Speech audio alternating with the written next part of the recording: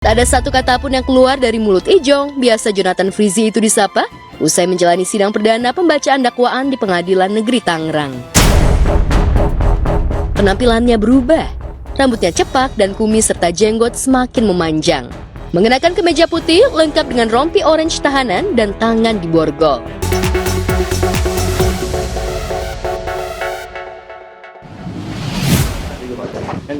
Sedikit gimana? Sedikit Mas. Dulu.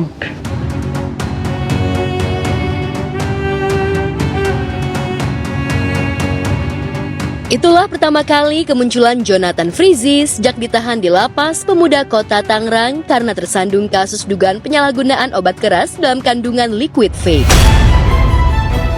Tak ada satu kata pun yang keluar dari mulut Ijong, biasa Jonathan Frizzy itu disapa, usai menjalani sidang perdana pembacaan dakwaan di Pengadilan Negeri Tangerang.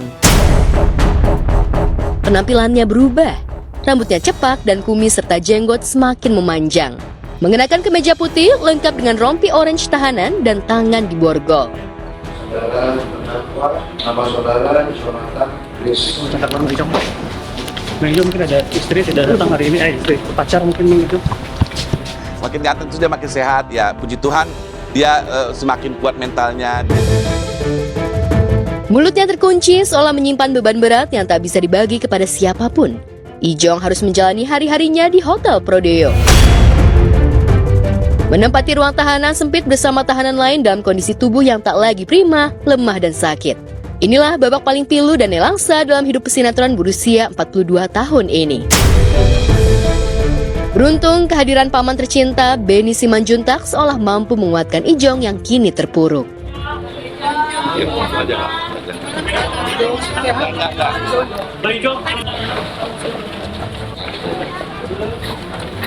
Gak apa-apa, Ijong saya lihat udah kuat, gak apa-apa. Saya juga baru ketemu tadi dia. Saya nggak sedih, biar aja Ijong juga jadi kuat. Itu jadi membuat dia mental jadi betul-betul jadi laki-laki asli gitu loh, yang tahan banting. Karena selama ini dia kan memang agak manja, jadi aku berharap dengan kejadian ini dia bisa tahu mana teman mana musuh. Sempat menjadi pertanyaan kemana Benny di tengah lilitan kasus hukum keponakannya itu kini akhirnya muncul. Bahkan banyak yang menduga jika Benny tak bisa berbuat apa-apa demi membebaskan keponakan tersayangnya itu. Apa yang sebenarnya terjadi di balik diamnya keluarga dan kemana perginya sosok Ririn di tengah badai ini?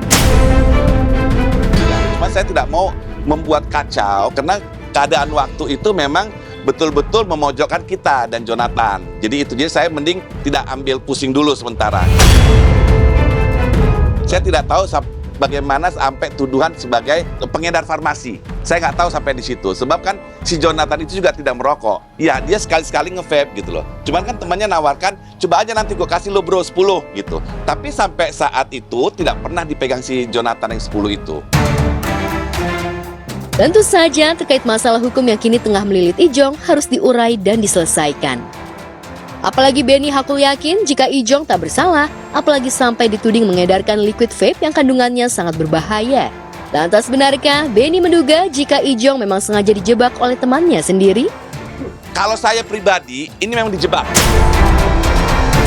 Dan saya tahu siapa yang jebak. Karena berapa kali juga saya ketemu itu orang, saya sudah tidak feeling sama dia. Cuman ya, saya tidak mau menyangka, ini kan sudah masuk ke ranah hukum. Biar aja hukum yang membuktikan. Dari edarkan bagaimana, cuman dia tidak pegang sama sekali. Itu kan 10, 50 ditahan, 50 keluar, 10 mau dikasih dia. Tapi tidak jadi, dia tidak pegang. Apa yang mau diedarkan? Ditahan pun karena kebanyakan, bukan karena barang terlarang atau barang keras. Terlepas benar atau tidaknya, Ijong harus membuktikan di persidangan yang cukup lama. Dan yang bikin sesak adalah, dalam pesakitan ini, Ijong harus menjalaninya dalam kondisi yang tak prima. Sanggupkah Ijong melewati ini semua? Dan bagaimana komunikasi Ijong dengan ketiga anak-anaknya sementara ia harus berada di balik jeruji besi? Rencananya sama mamanya kan? Itu gimana, apakah tahu nggak sih? Enggak tahu. Si Jonathan sering video call kok. Sebenarnya ini bukan masalah besar, tidak masalah besar. Besar karena Jonathan namanya besar, itu aja. Karena Jonathan terkenal. Dalam beberapa kesempatan kita berbicara dengan Ijong pun, dia yakin bahwa ini bukan narkoba.